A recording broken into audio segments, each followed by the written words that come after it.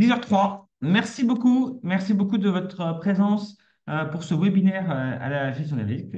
On est vraiment ravis avec Kylian et Mariam d'organiser ce webinaire. C'est un plaisir de travailler ces derniers mois sur ce sujet-là. On a beaucoup lu d'articles, on s'est beaucoup intéressé aux risques, à la gestion des risques. On a essayé de réfléchir aux bonnes pratiques qui peuvent être faites qui peut être fait sur le marché. Et ça nous fait plaisir de partager avec vous ce retour d'actualité, si je peux expliquer ça un peu comme ça, sur des risques, et surtout cette problématique que l'on voit souvent, nous, dans nos missions qu'on peut réaliser avec nos clients, c'est comment on intègre cette actualité dans la gestion des risques.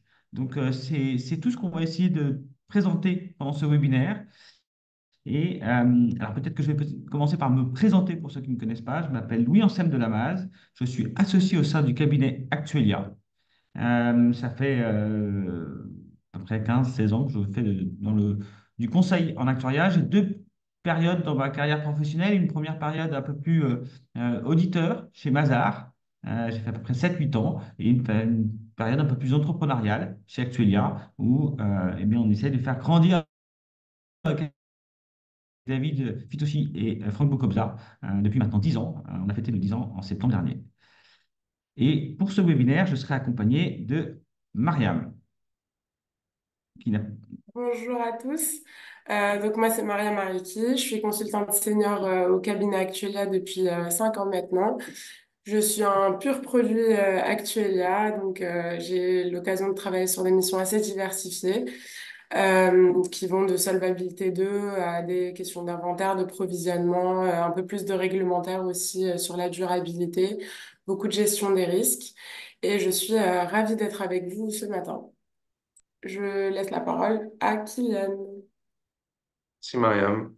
Moi, je m'appelle Kian Ravola-Vosson et je ne suis pas un pur produit Actuelia. J'ai rejoint Actuelia il y a un peu moins d'un an et j'ai fait 4 ans auparavant dans un autre cabinet de conseil, plutôt sur de la santé, prévoyance, tarification et provisionnement. Et là, depuis que je suis Actuelia, je suis monté en compétence sur les volets non-vie et aussi solvabilité 2, qui est l'un des domaines de prédilection du cabinet Actuelia.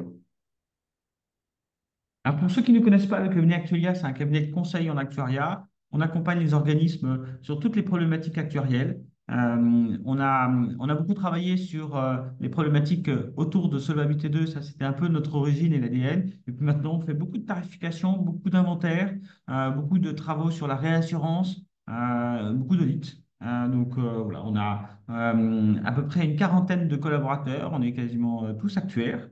Et on essaye ça fait partie de mettre de la pédagogie, évidemment du pragmatisme, de la proximité et de la technicité, mais de la pédagogie dans notre approche.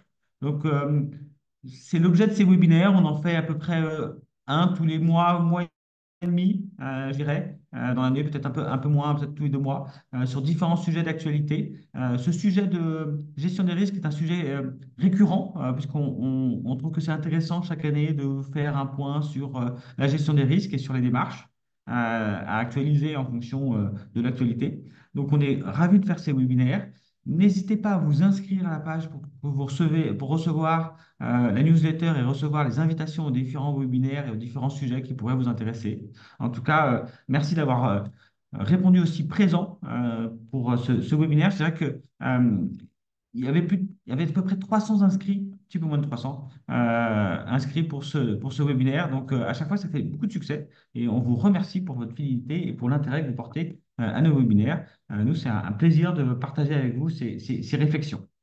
Alors, la réflexion d'aujourd'hui, c'est une réflexion autour de la gestion des risques. Donc, on va essayer de mettre un peu d'actualité pour essayer de savoir quel est le contexte, dans quel contexte on se trouve. Ensuite, on va essayer d'identifier des risques majeurs en 2024 et on va appliquer cette réflexion d'identification des risques majeurs au système de gestion des risques que l'on détaillera un petit peu après. Et le dernier point, c'est d'essayer d'intégrer cette gestion des risques, ces travaux qui ont été faits dans la gestion des risques, dans votre fameux rapport ORSA qui est à faire et que beaucoup d'acteurs font en ce moment. Alors, pourquoi on fait euh, ce webinaire, c'est aussi parce qu'on est dans un monde en constante évolution et que on a des évolutions de prismes d'actualité qui fait que la gestion des risques, elle ne peut pas être figée. Euh, il faut réfléchir à l'impact des risques, des nouvelles technologies, de la transformation économique qui est en train de se passer, des changements climatiques, des évolutions sociétales, des remous politiques. Quels seront les risques sous-jacents à ces événements d'actualité? Et c'est la question qu'on a essayé de se poser, c'est la question qu'il faut se poser, vous, en tant que responsable de gestion des risques. Quels seraient les impacts par rapport à votre activité? Est-ce que ça sera bénéfique? Est-ce qu'il y a des opportunités ou au contraire, est-ce que c'est des risques? Est-ce qu'il faut euh, être capable de les mesurer, être capable de savoir si c'est important ou pas, si c'est majeur ou pas, et de savoir comment on fait pour les contrôler, les suivre, les gérer et les déclarer. Donc, vous voyez un peu notre approche dans la gestion des risques. Le deuxième point, ce qu'on voulait mettre en avant aussi, c'est une évolution, un monde en constante évolution aussi d'un point de vue réglementaire. Ça ne vous a pas échappé. On a eu des notices ACPR en décembre dernier. Alors, on ne va pas refaire le contenu de ces notices, mais on va bien expliquer que ça fait partie de la gestion des risques, d'être en conformité à toutes ces évolutions réglementaires. Donc, on essaye juste de vous mettre un rappel de ces différentes évolutions réglementaires que vous pouvez voir pour que ça soit bien pris en compte dans votre système de gestion des risques. Alors, le système de gestion des risques, enfin, c'est 5 verbes d'action. Moi, je comme ça met un peu de concret dans un système de gestion des risques qui peut être un peu nébuleux. C'est de dire qu'il faut identifier les risques, mesurer les risques, on va mettre des contrôles sur ces risques et on va gérer ces risques. Puis après, on va les déclarer, ces risques. Et c'est ce qu'on va essayer de voir dans ce webinaire. On va faire chacune des étapes. On va d'abord essayer ensemble d'identifier les risques, puis on va essayer de voir comment on fait pour évoluer et pour mesurer ces risques en fonction justement de leur évolution. Et ensuite, on va contrôler, proposer des méthodes de gestion des risques, d'atténuation du risque, et on va présenter comment on fait pour déclarer tous ces risques. Alors, la première étape est l'identification des risques. Alors, cette identification des risques, elle se fait par plusieurs méthodes. Évidemment, elle se fait par une remontée d'informations internes. C'est-à-dire que vous êtes probablement ou pas loin de la gestion des risques de votre organisme et vous recevez un certain nombre d'indicateurs, un certain nombre d'éléments qui vous permettent d'identifier des risques opérationnels via des bases d'incidents, des risques stratégiques via des échanges avec les commerciaux ou les gestionnaires, des éléments qui vous sont propres. Alors évidemment, dans le cadre de ce webinaire où on essaye d'être un peu plus macro et pour tout le monde, on est un peu plus large que cette vision-là et on va aborder surtout les publications externes et les veilles réglementaires qui peut être faites et qui vous sera présenté. Mais ça n'empêche qu'il faut faire les deux travaux et ces deux remontées d'informations. Et c'est pour ça que l'on présente ce différent slide. Alors pour la suite, je vais laisser la parole à Kylian et Mariam qui vont vous présenter l'actualité réglementaire et l'actualité économique. Merci, Louis-Sam, pour cette belle introduction. En effet, pour s'assurer d'avoir un dispositif de gestion des risques efficace, il faut s'assurer qu'on prend bien en compte tous les risques auxquels on pourrait être exposé. Et cela passe inévitablement par rester au fait de l'actualité assurantielle. Donc, dans le cadre de cette présentation, Louis-Sam l'a dit, nous avons choisi de scinder l'actualité en deux thématiques, qui sont dans un premier temps l'actualité réglementaire et l'actualité économique. Je vais donc commencer par faire un petit tour d'horizon sur l'actualité réglementaire de la gestion des risques. Et lorsque l'on parle d'actualité réglementaire en ce 18 juillet 2024, nous entendons notice ACPR un peu comme tous les ans, revoyure solvabilité 2 un peu comme beaucoup ces dernières années, mais aussi exercice ACPR climat 2024 et enfin durabilité. Donc, comme tous les ans, la CPR publie un certain nombre de notices relatives à la directive Solvabilité 2. On va parler de qualité des données, de rapports réglementaires, de gouvernance. d'exigences quantitatives à travers les piliers ou les questions de modèle interne, mais aussi d'ORSA, qui nous intéresse particulièrement dans le cadre de la présentation sur la gestion des risques en assurance de ce matin. Donc, pour faire un petit récapitulatif des principaux points qui sont à retenir de la dernière notice ORSA qui a été publiée par la CPR, il n'y a pas d'évolution majeure par rapport à la directive ou aux précédentes notices. C'est un document qui refait un point sur les recommandations, les bonnes pratiques pour répondre aux trois prérogatives majeures de l'ORSA. On a aussi un petit focus sur l'application et la mise en œuvre de cet exercice au niveau d'un groupe et un rappel sur l'importance de la prise en compte des risques cyber et climatiques. En parlant de risque climatique, ça me permet de faire la transition avec le prochain sujet d'actualité réglementaire que nous avons choisi de mettre en avant ce matin, donc à savoir celui de la CPR Climat 2024.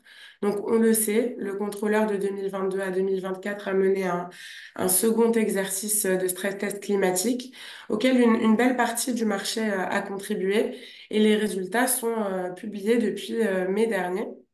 Donc c'est assez récent. Et puis pour rappel, l'enjeu d'un tel exercice, c'était vraiment de venir renforcer la capacité des acteurs à anticiper les impacts du changement climatique sur les activités, tout en tenant compte des risques physiques. Donc par risque physique, on entend tous les risques qui vont résulter de dommages directement causés par des phénomènes météorologiques et climatiques, mais aussi en tenant compte des risques de transition qui, eux, vont faire référence à tous les risques qui vont résulter des effets de la mise en place d'un modèle économique à bas carbone vers lequel on tend. Donc, pour rappel, ce second exercice ACPR proposait la modélisation de deux scénarios à long terme et d'un scénario à court terme. Le scénario à court terme, lui, explorait une analyse de l'impact d'hypothèses extrêmes mais plausibles sur la sinistralité. Donc là, l'idée, c'est de modéliser l'impact d'une séquence d'événements climatiques extrêmes dont les effets vont se combiner, s'intensifier sur un horizon court terme. Ici, il s'agissait de deux épisodes consécutifs de sécheresse suivis de fortes inondations qui aboutissaient à la rupture d'un barrage hydraulique en 2025. Donc on le voit, c'est extrême, mais c'est plausible. En ce qui concerne l'évaluation de l'impact à long terme, donc jusqu'en 2050, pardon, deux scénarios adverses ont été proposés, un scénario dit de transition ordonnée et un scénario de transition désordonnée, tous les deux comparés à un scénario de référence qui, lui, ne prenait en compte ni risque physique ni risque de transition. Donc, à noter que, il y a quand même deux spécificités assez importantes au scénario à long terme. La première étant qu'il a été demandé d'intégrer les impacts du changement climatique sur les risques de santé, en prenant en compte, par exemple, l'expansion des maladies vectorielles ou respiratoires. Et le second point, c'est que c'était la première fois que les assureurs ont exploré, appréhendé, évalué leur exposition au risque d'inassurabilité, que ce soit d'un point de vue assuré comme assureur. Donc ça peut être très intéressant d'aller consulter ces résultats. Quels que soient les scénarios qui ont été envisagés, les résultats qui ont été publiés présentent les impacts, que ce soit sur les actifs financiers, que sur la solvabilité ou sur la situation financière des acteurs sur le marché. Donc finalement, ce qui est important de retenir de ce second exercice climatique, c'est qu'il est nécessaire d'agir rapidement pour intégrer les chocs climatiques à sa stratégie et à sa gouvernance, tout en restant engagé vers la neutralité carbone d'ici 2050 et en gérant vraiment de manière proactive les actifs, ses passifs pour se prémunir et atténuer les conséquences potentielles des risques extrêmes. Le troisième point d'actualité réglementaire dont je vais vous parler ce matin, ça concerne la fameuse clause de revoyure Solvabilité 2, qui est actuellement en phase de négociation avant publication du texte définitif. Donc là encore, c'est une réglementation qui prévoit un certain nombre de mesures, comme la mise en place d'une nouvelle méthode d'extrapolation de la courbe des taux ou la modification du calcul de la marge pour risque. Donc là, l'idée, c'est vraiment de rester au fait des mesures qui vont être mises en place et de pas hésiter à anticiper et à évaluer les impacts que cela pourra avoir sur son profil de risque ou sur sa solvabilité. Enfin, pour conclure, je pense que tu peux déjà aller au slide d'après, moi, Sam. Pour conclure sur cette première thématique d'actualité, je peux évidemment pas vous parler d'actualité réglementaire sans vous parler de durabilité. Donc, sans pour autant prendre le temps de rappeler tout le contexte et tous les textes de référence de ce nouvel environnement d'exigences réglementaires. N'hésitez pas à revenir vers nous si vous avez des questions sur ça ou même à consulter notre webinaire de février dernier qui était dédié au sujet. Moi, là, ce matin, je vais plutôt me concentrer sur les sujets d'actualité et les derniers points marquants sur la durabilité. Donc, en premier point marquant, on sait que depuis 2023, pour les organismes vie, publie le rapport article 29. Donc pour tous ceux qui sont concernés, il est recommandé, il est très intéressant d'aller regarder un peu ce qu'a fait la concurrence dans ses premiers rapports, d'une part, mais aussi de voir ce que recommande la CPR à l'issue de deux premières récoltes de ce rapport LEC 29. D'ailleurs, il y a des benchmarks qui ont été réalisés par la CPR et qui sont disponibles en ligne. Toujours en ce qui concerne les points à retenir au sujet des actifs, on note également l'évolution de la labellisation ISR, pour laquelle l'impact climatique devient un principe, encore plus un principe clé, et les recommandations, les exigences en matière d'alignement sur les accords de Paris se renforcent. Il y a bien sûr toujours la poursuite de l'entrée en vigueur progressive de notre fameuse taxonomie verte, ainsi que la première publication des reporting CSRD qui est attendue en 2025 sur les données 2024 pour les premières entreprises qui sont concernées pour ce premier exercice-là. Donc cette CSRD a pour objectif de comprendre les incidences de l'activité de l'entreprise sur les enjeux de durabilité. Pour les premiers acteurs concernés par la publication dès 2025, les feuilles de route de ce nouveau reporting devraient être finalisées ou en cours de finalisation avec bien les indicateurs à produire bien identifiés, les informations à fournir et à intégrer au rapport bien identifié également. Donc souvent, en opérationnel, ça demande un peu une centralisation sur qu'est-ce qui était dans la DPEF, si on y était assujetti, qu'on va reprendre, qu'est-ce qui est déjà dans la taxo qu'on produit déjà aujourd'hui, qu'on va reprendre, etc. Donc ça demande un travail quand même à anticiper et une feuille de route bien rodée à définir. Et enfin, le dernier point d'actualité concernant la directive, enfin la durabilité, c'est cette fameuse CS3D et son devoir de vigilance. Donc là encore, c'est une nouvelle exigence qui semble introduire un dispositif qu'on pourrait assimiler à ce qui existe déjà aujourd'hui en matière de contrôle interne, mais cette fois-ci pour les risques de durabilité.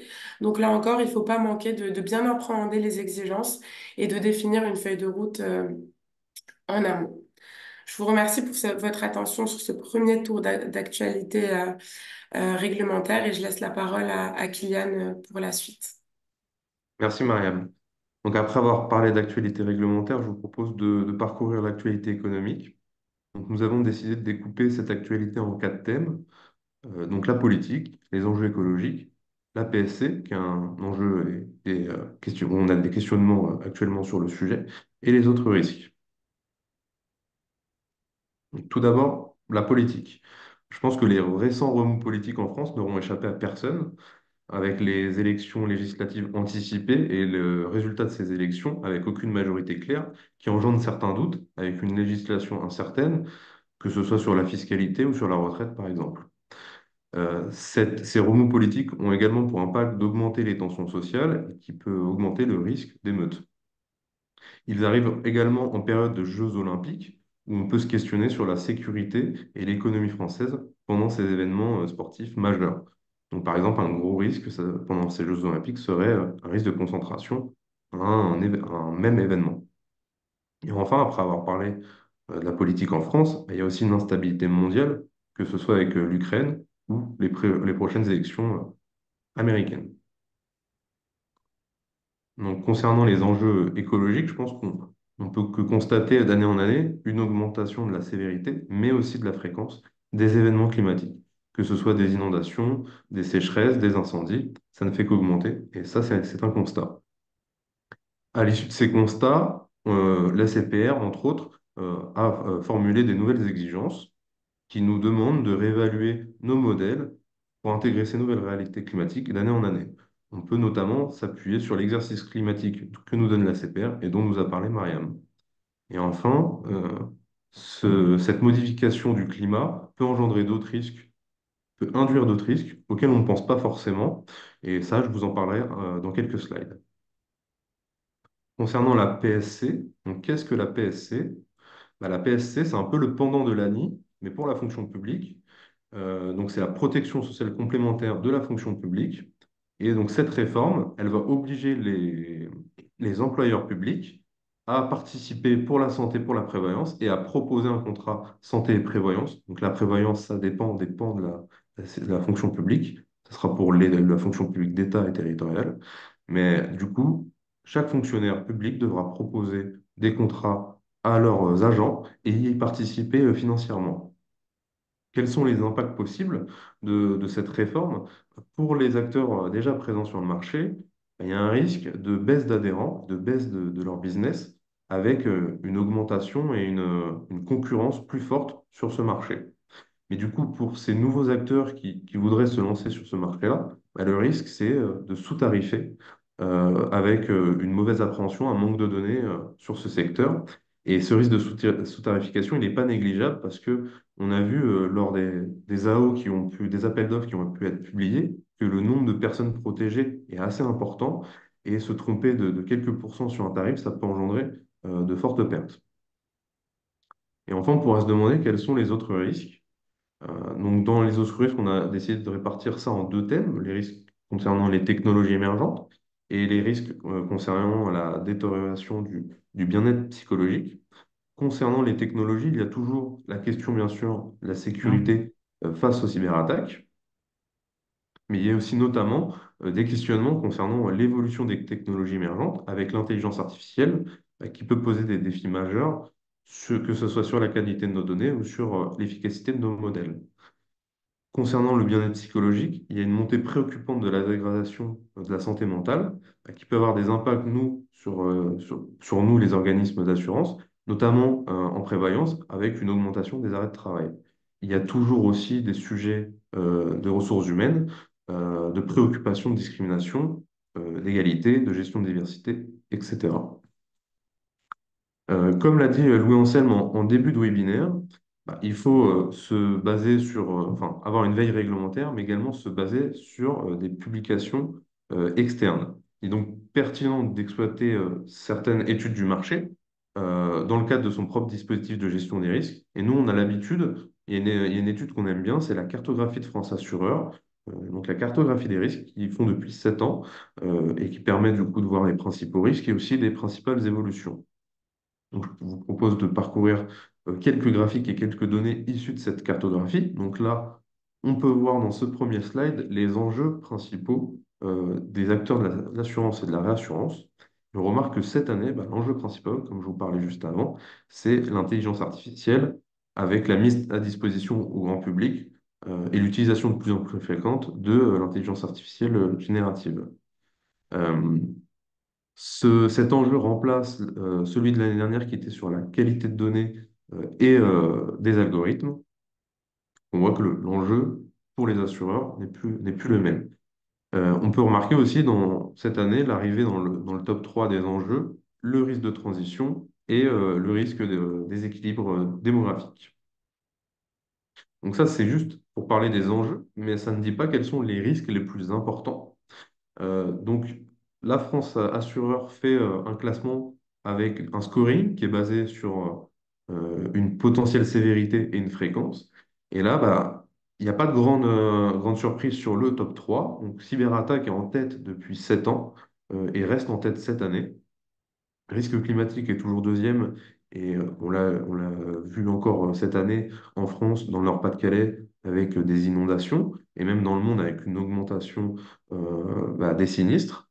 Et l'environnement économique demeure troisième. On peut noter l'arrivée du changement réglementaire, avec notamment la revoyure du S2, dont nous a parlé Mariam, qui prend 5 places par rapport à l'an dernier. Ce graphique est également très intéressant car il permet de comparer d'une année à l'autre l'évolution en termes de sévérité potentielle qui est en abscisse et en termes de fréquence. Donc là, c'est les variations de sévérité et de fréquence, la fréquence en ordonnée, d'une année à l'autre. On remarque notamment en haut à gauche le point vert, le risque pandémique. Donc pour ce risque pandémique, on a une augmentation, une forte augmentation de la fréquence. Et on l'a vu avec le Covid, une pandémie peut arriver plus souvent qu'on ne le croit. En revanche, la sévérité est à la baisse, parce qu'on a vu que sur certains risques, on avait même gagné de l'argent avec cette pandémie. En revanche, si on regarde à droite de ce graphique, sur les points jaunes, on remarque que les risques, donc le risque politique français, également le risque terroriste, sont eux en hausse, que ce soit en termes de fréquence, en termes de sévérité. Et donc, je vous parlais également plus tôt que le dérèglement climatique pouvait engendrer d'autres risques auxquels on ne pensait pas, forcément. Et ça, c'est ce qu'on peut appeler l'effet boule de neige. Donc, par exemple, le dérèglement climatique peut causer des catastrophes naturelles qui, elles, peuvent causer une vulnérabilité des infrastructures stratégiques, comme une centrale nucléaire. Et du coup, une centrale nucléaire vulnérable peut augmenter le risque terroriste.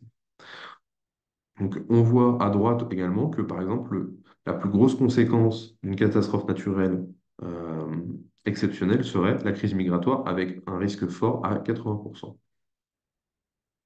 Maintenant, je vais laisser après avoir identifié les risques, après avoir identifié les risques, je vais laisser la parole à Louis Anselme pour parler des mesures. Merci beaucoup, Kylian. Merci, Mariam, pour votre présentation sur l'identification des risques. Alors, vous voyez que on a essayé en tout cas d'être assez exhaustif. Évidemment, ça entraîne qu'on ne peut pas rentrer dans le détail de chacun de ces risques-là, dans le détail de l'identification, dans le détail de ce que ça va impacter, dans le détail des conséquences concrètes. Mais c'est le travail qu'il faut faire. C'est le travail qu'il faut essayer de faire lorsque l'on aura chacun de ces risques-là, identifier de façon exhaustive tous les risques et d'aller un petit peu plus loin dans son identification et dans sa description. Parce que plus on va être détaillé et plus on va avoir de détails sur l'identification des risques, plus on pourra pouvoir les mesurer. Alors, qu'est-ce que la mesure du risque? La mesure du risque, c'est une volonté de pouvoir hiérarchiser les risques, de pouvoir en savoir quelle est la criticité et permettre à l'assureur de mettre en place des mesures de contrôle et éventuellement des actions correctrices s'il y a besoin. Euh, donc, les méthodes d'évaluation, elles sont connues, je pense que vous les connaissez. On parle souvent de coût-fréquence qui nous permettent de savoir et d'identifier quel est le coût d'un risque et quelle est la fréquence. Alors, dans la présentation de France Assureur, on parle de sévérité et de fréquence, ce qui est un peu la même chose. On peut imaginer des scénarios, et là, encore une fois, l'intérêt d'aller plus loin dans l'identification du risque, ça permet de pouvoir définir un certain nombre de scénarios et de pouvoir définir ces risques. Puis après, on peut évidemment utiliser la formule standard et on le verra que cette formule standard, elle est intéressante parce qu'elle couvre un certain nombre de risques et surtout, elle a une démarche qui est assez intéressante et que l'on peut aller plus loin dans sa modélisation puisque lorsqu'on va challenger les hypothèses sous-tendant à la formule standard, eh bien, on peut évaluer un certain nombre de risques et voir leur évolution au fur et à mesure du temps. C'est ce qu'on présentera par la suite. Et on verra qu'après, il y a des méthodes un peu plus forfaitaires, un peu plus qualitatives, qui doivent mener quand même à une quantification du risque. Ce sont des avis d'experts ou des SWOT. Il est important d'avoir ces jugements d'experts dans la gestion des risques. Elle doit être évidemment justifiée, et c'est pour ça qu'on explique que le SWOT peut être un bon élément de justification, mais il faut utiliser son jugement pour essayer d'évaluer ce risque et de quantifier et de hiérarchiser les risques. Alors, si on prend des exemples très précis dans la modélisation du risque climatique, eh bien, on va commencer par essayer de mesurer le risque physique qu'a présenté tout à l'heure Mariam. Ce risque physique, ben, on le sait, on a une fréquence qui s'intensifie très fort. Ces dernières années, on voit le nombre de catastrophes naturelles qui ont été en France entre 1923 et 2023, et on voit que c'est sans commune mesure à ce qu'on peut y avoir par le passé. On voit aussi, et on sait aussi que ces catastrophes naturelles ont un coût qui augmente et un coût qui risque encore plus d'augmenter, que ce soit pour les tempêtes ou pour les sécheresses, puisqu'on a une augmentation du coût de la sécheresse 15% à horizon 2050 selon France Assureur. Donc ça va modifier nos modèles. Et ça, c'est l'objet de l'actuaire qui va du coup identifier des courbes de distribution, des distributions de la fréquence et des distributions de l'intensité de vos sinistres. Et ça permet en fait de modéliser une distribution de votre sinistralité. Et là, ce que l'on voit, c'est que avant la dérive climatique que l'on peut anticiper pour le futur, on est sur une distribution qui va être assez concentrée avec des extrêmes qui sont assez faibles. Et cette modification de la fréquence et cette modification de la sévérité, elle va venir étaler la courbe de distribution. Et elle va être plus basse, mais plus épaisse, plus large. Et on va avoir beaucoup plus de sinistres extrêmes dans la distribution, ce qui va changer nos lois de distribution. Et ça nécessite évidemment de mettre à jour tous ces modèles. Kylian l'a dit, c'est vraiment ce que nous demande de réfléchir la CPR d'un point de vue modélisation, c'est d'essayer de voir quels seraient les impacts en termes de modélisation de ces risques dans nos modèles. Donc, c'est ce qu'on peut faire. Alors, si on veut être un peu plus simple, peut-être, on peut aussi utiliser les scénarios qui ont été définis pour mesurer le risque physique par la CPR dans son exercice climatique. Euh, Ils ont utilisé deux scénarios, un scénario de surmortalité pendant des canicules. Ils sont appuyés sur l'été 2020 où ils ont regardé la surmortalité qu'il y a eu département par département et nous proposent d'appliquer cette surmortalité sur notre portefeuille avec une intensité et une fréquence de canicule beaucoup plus importante. Et ça permet d'avoir une évaluation de ce propre risque.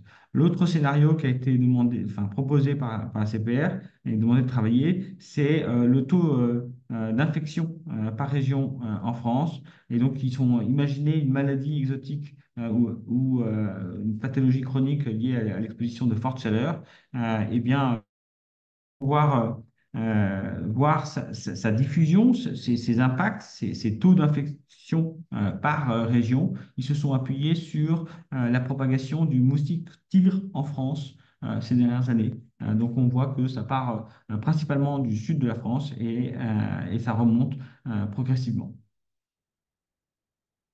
Alors, le risque climatique, ce n'est pas uniquement un risque physique, c'est aussi un risque de transition. Mariam l'a précisé. Ce risque de transition, c'est ce qui découle enfin, de la transition vers une économie à faible émission de carbone. Et donc, c'est le risque politique, entre guillemets, le risque juridique, le risque de technologie, c'est-à-dire qu'on va imposer une certaine technologie, on va imposer un certain cadre juridique, on va imposer des taxes, peut-être, pour pouvoir évaluer, pour pouvoir faire cette transition écologique. Et on le voit dans le schéma qu'on voit avant, alors il est peut-être difficile à lire, mais ça présente pour des actifs bruns, alors des actifs bruns, c'est des actifs qui sont émetteurs en termes de carbone, pour lequel on va avoir une dégradation de la valeur de ces actifs due à ce risque de transition. C'est-à-dire que l'on va avoir des changements politiques, juridiques, technologiques qui vont imposer une dégradation de la valeur de ce secteur d'activité. Les secteurs d'activité que l'on voit, donc on peut prendre l'exemple du marron, qui est le carbone, pour lequel on a entre 10 et 15% de baisse sur ce secteur d'activité. La courbe bleue, enfin qui n'est pas bleue, qui est plutôt verte, pardon, c'est le pétrole, où on voit qu'on a une dégradation entre 15 et quasiment 20% des entreprises dans ce secteur d'activité. Et la courbe bleue est l'immobilier. On voit qu'on a une baisse entre 10 et 15% de l'immobilier dans les scénarios de transition écologique pour la CPR, ce qui veut dire que on peut impacter cette dégradation de la valorisation de vos actifs sur votre portefeuille d'actifs et voir quelles sont les conséquences et le coût que cela entraîne. Donc, c'est une bonne méthode de mesure de risque. Pour les risques climatiques, on parle aussi de risques sociaux, c'est-à-dire c'est le changement d'habitude de consommation propre lié à ce changement climatique. Donc, on va se poser la question pour chaque organisme en fonction de sa positionnement, de sa concurrence, de son activité. Est-ce que l'on a eh bien, des forces ou potentiellement des faiblesses liées au risque climatique. Alors, ça peut être en termes d'activité ou en termes de placement. Donc, on peut se poser ces questions-là.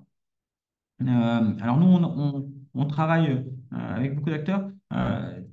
On voit et on ressent que cette sensibilité au risque climatique, en tout cas cette intégration du risque climatique dans la tarification du risque dommage, elle est de plus en plus demandée. On demande des explications en fait sur comment est intégré ce risque climatique et comment on est couvert sur ce risque climatique. En revanche, pour tout ce qui concerne l'assurance de personnes, donc la santé et l'incapacité et invalidité, les enjeux semblent plus faibles. On reste encore plus recentré sur le choix de son assureur en fonction du tarif et en fonction de ses garanties, et pas trop sur son implication et sur ses enjeux en termes de transition écologique. Donc ça, c'est les différentes études qu'on peut avoir. Et donc, eh bien, si on est un assureur dommage, eh bien, son risque social peut être beaucoup plus fort que si on est sur un risque en assurance de personnes. C'est une forme d'analyse, elle n'engage que moi, mais c'est ce que nous, on a pu échanger avec les différents acteurs qu'on a pu rencontrer. Alors, autre risque qu'on a identifié et qu'il faut essayer de mesurer, c'est le risque pays. Alors là, encore une fois, on vous propose de vous rattacher à ce qui est déjà fait sur le marché, puisqu'il y a des acteurs qui travaillent dessus. Allianz publie d'ailleurs une cartographie du monde avec une notation par pays qui leur est propre, qui correspond à pas uniquement un niveau économique, mais aussi au niveau politique, au niveau commercial, au niveau financier et à l'environnement lié aux entreprises. C'est une bonne cartographie pour savoir, en fonction des différents pays, quel est son différent risque. Et si on fait un focus sur la France, les forces qui ont été identifiées dans ce rapport, c'est les infrastructures, c'est l'économie diversifiée et les professionnels compétents et des grandes firmes internationales. En revanche, en termes de faiblesse, on va avoir un taux d'emploi relativement faible et jeune pour les seniors, des dépenses publiques élevées et un affaiblissement de la croissance et de la productivité. Face à ces remous politiques dont a parlé Kylian, est-ce que l'on va accentuer les forces ou au contraire accentuer les faiblesses de la France? C'est la question qu'on peut se poser. Ce qui est sûr, c'est que ça aura un impact en particulier, par exemple, sur le taux d'épargne, on le voit, et donc sur la collecte en assurance vie. Et ça, c'est quelque chose qu'il faut bien essayer de mesurer et de suivre dans le temps, parce que l'environnement économique est évidemment très impactant pour ce secteur d'activité.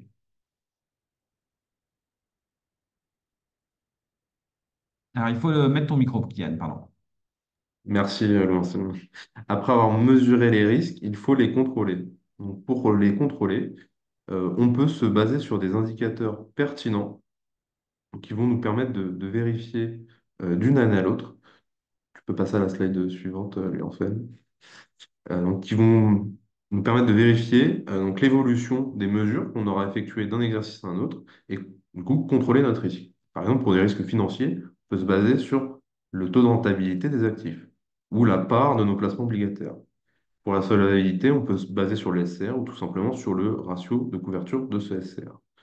Pour la sinistralité, on a l'habitude d'utiliser des ratios de sinistralité S sur PP sur C ou des ratios combinés, mais on peut également se baser sur la fréquence ou le coût moyen des sinistres. Et enfin, pour la partie durabilité, qui peut être également liée au financier, mais pour la partie durable, quelle est notre exposition à ces actifs bruns, ces actifs fossiles? Ou alors mettre en place et suivre du coup un plan de réduction des émissions de carbone. Donc la CPR, dans leur exercice climat, ils nous proposent un scénario. Donc Louis Ansel nous parlait dans ces mesures de scénario. Donc là, sur ce tableau, donc c'est un scénario de développement de maladies vectorielles ou développement de maladies respiratoires par rapport à la pollution sur les risques santé et prévoyance. Ce qui est intéressant dans ce scénario, c'est qu'au final, on remarque qu'en année N, on a une dégradation de data sur P liée à l'augmentation des soins, mais qu'in fine, que ce soit en 2035 ou en 2050, la hausse des primes donc liée à cette dégradation liée aux maladies et à la pollution, la hausse des primes conjointe au fait que la sécurité sociale paye une grande part de ses frais de soins, mais également sur la prévoyance, donc la hausse de la mortalité liée à ces maladies et à la pollution, entraîne une baisse de CS sur P.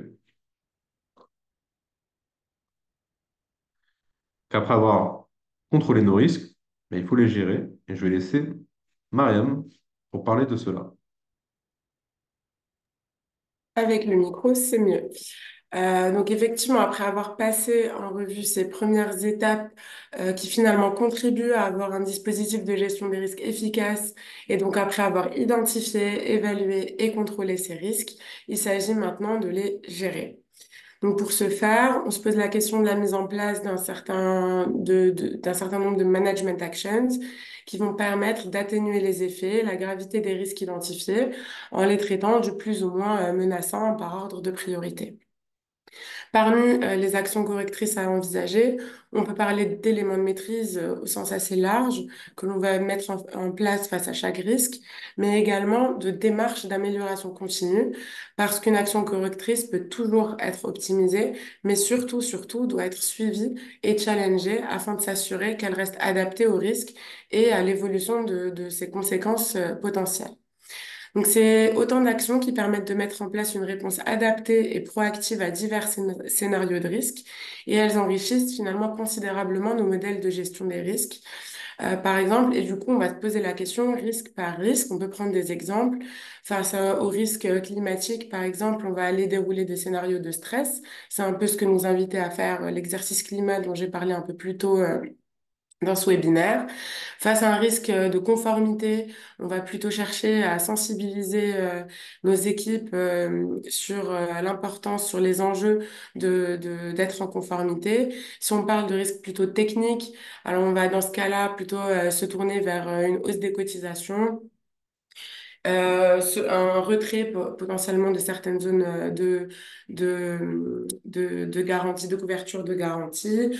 Si on parle de risque pays, on va penser à peut-être mettre en place des groupes de travail, des cellules de gestion de crise qui vont construire des plans d'action en cas de survenance du risque.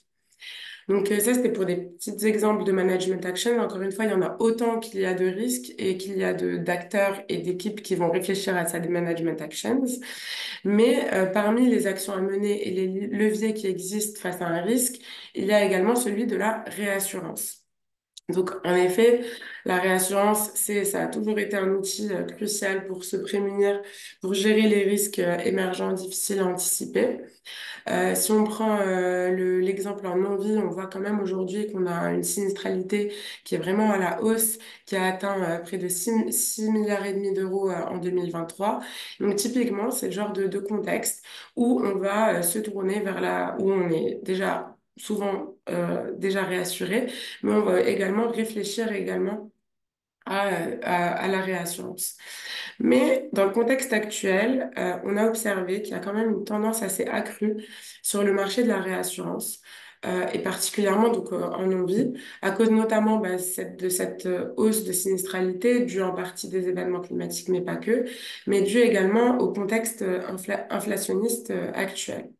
Donc, non seulement il est intéressant de réfléchir à la réassurance en tant que management actions pour gérer au mieux nos risques et protéger notre portefeuille, mais il est également important de réfléchir à optimiser sa structure de réassurance afin d'aller vers une couverture efficace et adaptée de son portefeuille sans perte de budget ou en évitant en tout cas toute perte de budget. euh, en évitant toute perte de budget. Donc, dans ce cadre, et face à de tels enjeux qui sont finalement non négligeables, il est pertinent, il est très pertinent même, et il est recommandé de ne pas hésiter d'utiliser des outils qui vont être adaptés et qui vont permettre de modéliser, de tester et d'optimiser une réassurance qui va être adaptée à ses risques, adaptée à son portefeuille et répondre à nos besoins spécifiques. Donc nous, par exemple, en interne, on utilise Ultimate Risk Solutions, qu'on trouve assez performant en matière d'optimisation des programmes de réassurance et qui est plutôt facile d'utilisation. Donc, gérer les risques, mettre en place des management actions, il y en a autant qu'il y a de risques, voire beaucoup, voire plus. La réassurance en fait partie. Et sur ce point particulier de la réassurance, ne pas oublier, ne pas hésiter à exploiter aussi la partie optimisation des programmes qui couvrent notre portefeuille. Je vous remercie pour votre attention et puis je redonne le micro à mon cher Kylian. Merci Mariam. Donc, après avoir vu tous les points du système de gestion des risques, on va parler de déclarer les risques. Alors, on le met en dernier, mais au final, c'est un peu un exercice qui est transverse à tout ce qu'on a vu.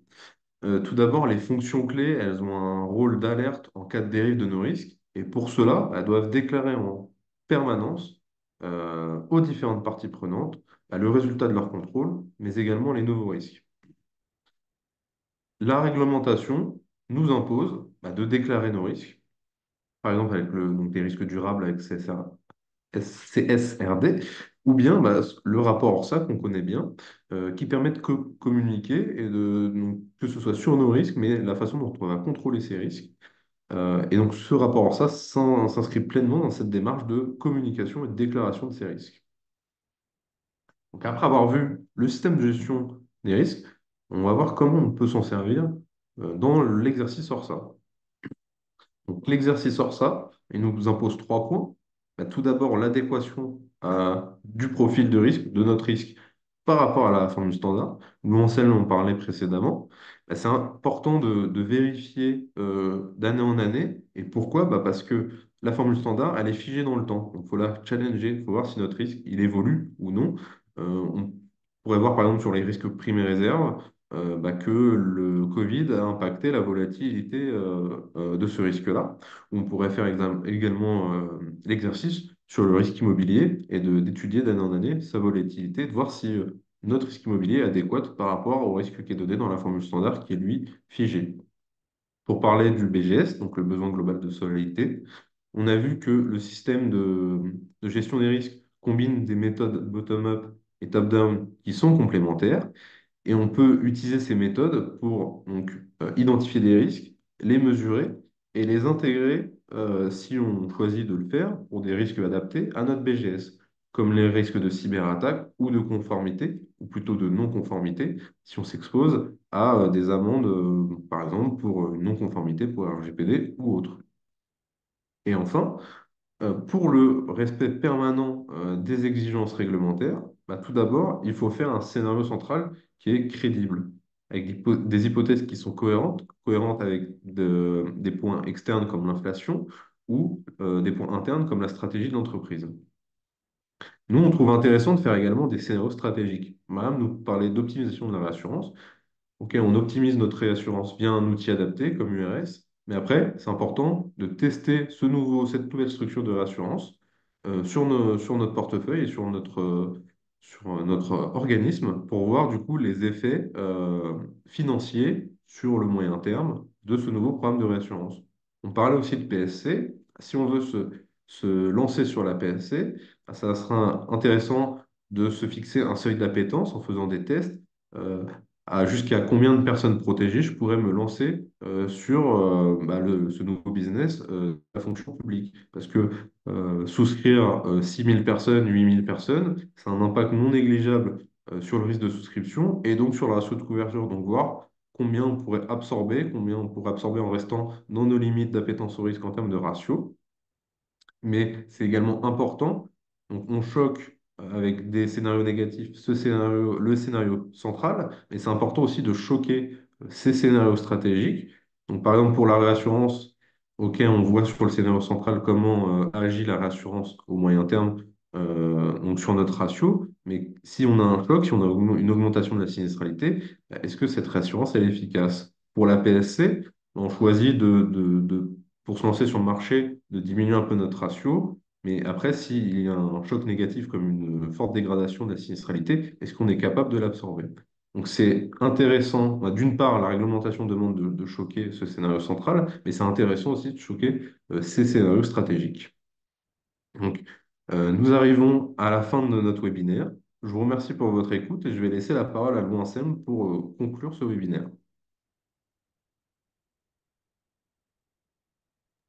Merci beaucoup en tout cas de votre nombreuse participation. Alors évidemment, il va y avoir une phase de questions et de réponses. J'ai déjà répondu à quelques questions en direct donc en message privé. Donc, mais n'hésitez pas à poser vos questions. Alors, pour conclure, qu'est-ce qu'on a voulu faire? Alors, on a fait un panorama assez complet, il me semble, du dispositif de gestion des risques avec ces travaux à mettre en œuvre. Alors, qu'est-ce on peut retenir? C'est que la réglementation, elle s'intensifie et elle nous aide peut-être à définir un certain nombre de risques.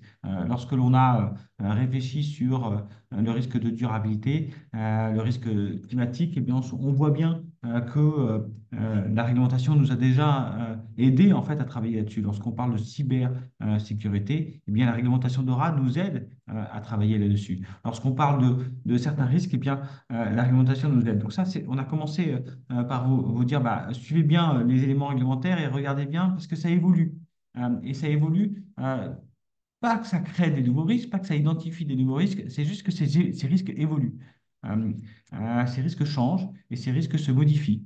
Ça crée du coup une évaluation de ces risques qui évolue dans le temps. Et donc la mesure de risque, elle doit être actualisée et il ne faut pas hésiter à remettre méthodes qu'on peut faire. On parlait du risque climatique, eh bien, on a donné l'exemple justement de la déformation de la distribution de la sinistralité qui va impacter le changement climatique. Ça, on le sait. Et comment ça va avoir un impact sur cette mesure, sur ce quantile, 99,5 potentiellement, ou autre si on est sur d'autres quantiles dans nos scénarios centrales pour des projections. Donc il faut faire évoluer ces éléments de mesure du risque. Puis après, il faut essayer de gérer, de contrôler, de suivre ces risques. Alors, ces indicateurs, l'exemple que donnait un client qui était le S sur P sur le risque physique en santé, eh bien, c'est peut-être pas l'indicateur pertinent. Pourtant, on a l'habitude de suivre le S sur P, c'est l'indicateur enfin, le plus habituel que l'on utilise lorsqu'on suit la santé. Eh bien, dans l'exercice climatique, on se rend compte que ce S sur P il vient s'améliorer en cas de détérioration climatique. Alors, ça paraît contre-intuitif, mais non, ça l'est pas. Il l'a expliqué en disant qu'on peut modifier les cotisations, puisque c'est un risque court, et donc du coup, ce risque paraît, et je utilise bien du conditionnel, paraît faible. Eh bien, cette mesure de risque, enfin, pardon, ce suivi, ce contrôle du risque, il est donc pas via le S sur P, il est via d'autres indicateurs de surconsommation, de maladies spécifiques de votre portefeuille et donc du coup de prévention à mettre en place. En tout cas, ce qui est certain, c'est qu'il faut essayer de définir les bons indicateurs. Alors, ce qu'on a essayé de dire aussi, c'est que face à cette déformation de mesures de risque, eh bien, il faut essayer de gérer les risques. Et cette gestion des risques, Mariam a essayé de la présenter en présentant des modèles qui doivent s'adapter à cette nouvelle mesure, à ces nouveaux risques, à ces évolutions du risque-là. Et elle expliquait très justement que le point d'attention aujourd'hui, sur lequel on travaille beaucoup en ce moment, c'est la déformation du coup de la distribution de la sinistralité. Elle va faire modifier l'optimum de la réassurance. Et donc, le programme avec ces XS qu'on avait pu positionner à un moment donné, eh bien, ils vont être peut-être plus au même moment, plus au même endroit. En tout cas, ils vont être à modifier en fonction de cette déformation de votre sinistralité. Et ça va être la même chose pour d'autres risques. Alors, on prend l'exemple là, de la réassurance, mais c'est pour conclure et c'est pour bien vous dire ça. Et donc, c'est ça qu'on voulait vous mettre. Et ensuite, on a dit, bah, tout ça, c'est bien ce qu'on en a intégré dans le cadre de votre ORSA. Et l'exemple que j'aime bien dire, c'est, prenons l'exemple de l'immobilier, Kylian a pu le dire, en disant que ce risque immobilier, c'est un risque de la formule standard.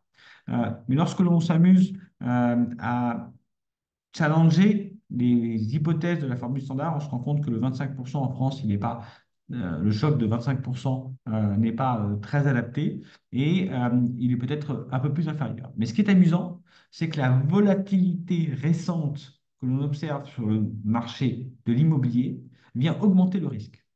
Et cette formule standard, elle est stable dans le temps, donc elle ne nous permet pas de l'avoir. Et faire ce travail d'ORSA pour évaluer ces différents risques, eh bien, ça permet de pouvoir aller un petit peu plus loin.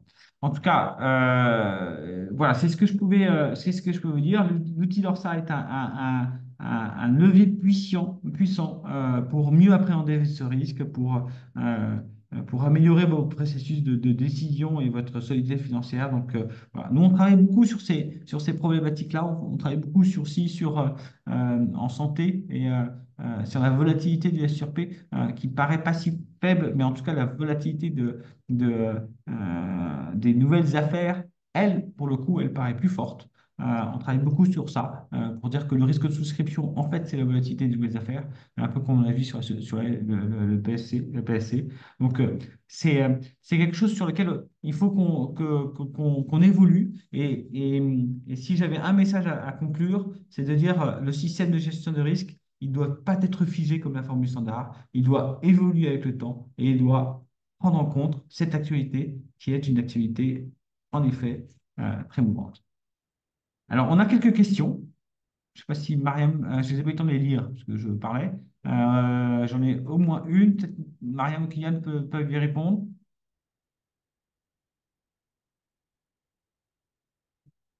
Alors, tu n'as pas ton micro. Enfin, aucun d'entre vous dans son micro. Pourriez-vous nous faire un update sur les propositions de travaux de l'EIOPA en matière de choc spécifique SCR pour capter les vulnérabilités?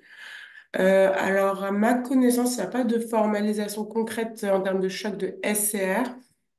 Par contre, effectivement, c'est plus des analyses au niveau des placements, toutes les considérations d'identification d'actifs à risque, d'actifs verts, avec les labellisations.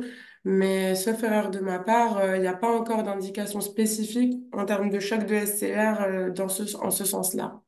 Alors, c'est prévu dans le calendrier, c'est-à-dire que là, on est sur la clause de revoyure qui est programmée. Et cette clause de revoyure, bah, c'était sur la proportionnalité, sur tous les éléments qu'a pu présenter Mariam. Et donc, elle est en cours de validation au Parlement européen.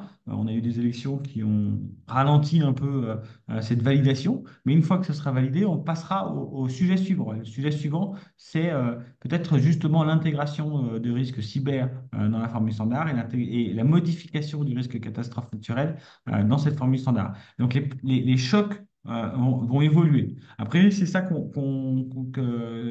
première démarche qu'on entend, c'est-à-dire qu'on va avoir des chocs des catastrophes naturelles qui vont être à reprendre en compte, peut-être sous forme de scénarios un peu connexes, un peu plus forts et un peu plus violents, mais on n'en sait pas beaucoup plus. Ouais. Normalement, les travaux vont commencer ou vont commencer, d'ailleurs, ça je ne sais plus très bien.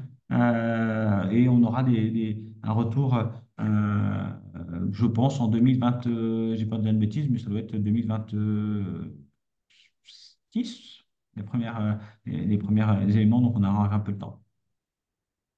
Et pas de choc spécifique sur les actifs bruns. Si, si, pardon. Si. Il y a aussi, c'est ce que disait Mariam, il y a aussi des chocs spécifiques pour les actifs bruns qui seront pris en compte dans cette nouvelle évolution.